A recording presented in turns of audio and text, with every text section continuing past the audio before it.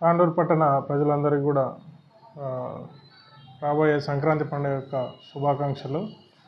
తాండూరు పట్టణంలో నివసిస్తున్నటువంటి బయటి వారు ఎవరైతే ఉన్నారో, అంటే ఆంధ్ర కావచ్చు, తర్వాత మన తెలంగాణలో వివిధ ప్రాంతాల వారు ఎవరైతే తాండూరులో నివసిస్తున్నారో వాళ్ళందరూ కూడా పండుగ నిమిత్తము వారి వారి గ్రామాలకు వెళ్ళడం జరుగుతుంది. కాబట్టి వారందరూ కూడా తమ ఇళ్లలో ఎటువంటి విలువైన వస్తువులను కానీ డబ్బులను కానీ ఉంచకుండా చూసుకోవాలని చెప్పేసి పోలీస్ వారి విజ్ఞప్తి.